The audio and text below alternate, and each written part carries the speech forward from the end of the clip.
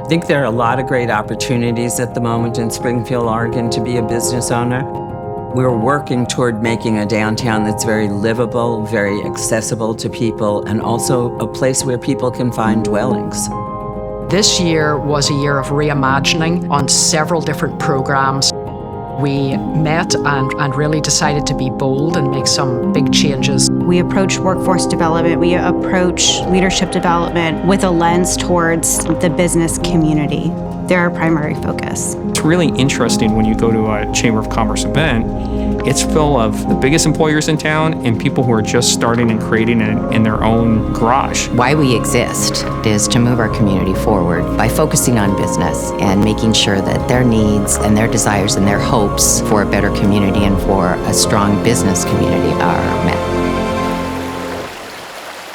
There actually was a spring in a field. It was bubbling up from a field. So Elias Briggs, who founded the town, said, well, it's going to be called Springfield. And that's how it's got its name. Springfield was a mill town. Lots of sawmills. Lots and lots of sawmills, by the way. The distinctive feature, right, really is Booth Kelly Mill. That was the mill that really built Springfield. The Booth Kelly Mill moved into Springfield late 1800s. There was a place for somebody to work all the time. You get fired at one mill, you go to the next one and get a job. I've heard guys talk about that. And pretty soon they'd be back at the first mill, just the way it worked. There were a lot of dry goods stores because that was just the thing in the early 1900s. A lot of horse-themed stores, so liveries, blacksmithing shops. Our history is a community that works really, really hard and is creative and really builds its own future. When I walk in the Chamber of Commerce, I see people that are starting their own businesses, they're managing businesses, they're sort of creating our future together. I think the support of the Chamber is huge for a small business owner. I think one of the biggest things we get out of it is connection.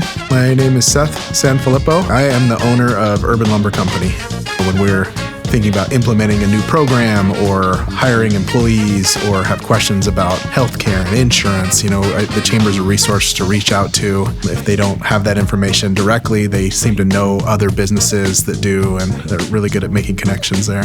What's interesting is to go downtown now. I used to go downtown, I would only see people I knew. Right? And now I go downtown, I don't see anybody I know. No one supports business for business as well as the Chamber of Commerce does. I really want Springfield to be that jewel in Middle Oregon that attracts people from north, south, east, and west. We're a family-owned business, been in business since 1951. We currently have one sawmill in Roseburg, Oregon.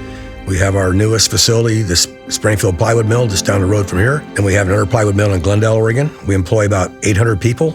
I was in Southern California on vacation when the fire happened. I got a call first from my CFO. I was busy, so I didn't take the call. And then my chief operating officer called about 90 seconds later, and I go, something's wrong. So I took the call. He said, the mill has burned to the ground. My first question was, is anybody hurt? And they weren't. There were some pretty miraculous stories. I could see that the flames were coming to me or towards us, and I tried to get everybody out there as I could. And everybody got out. We were very, very fortunate in that respect. It was a total loss, so there was no argument from the insurance company. We could have just walked away, but we didn't. We looked at what the community needs were. We looked at what our corporate needs were.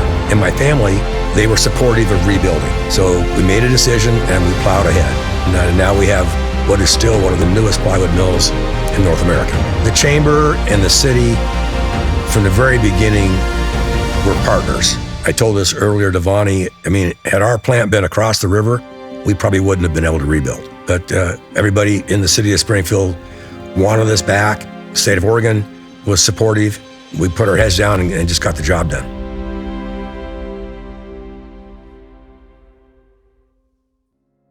Open doors is what we do every day. And if they have something that they need at any given time and the Springfield Chamber can help, that's why we're here. Springfield, I feel, was always the place to come to get things done. Springfield always has been a hardworking place. The city government, the Chamber of Commerce, from the time I first started coming here and first started doing business in Springfield, has been pro-business and pro-community, and it's been awesome. I've been a business owner who joined the Chamber as soon as we opened that business.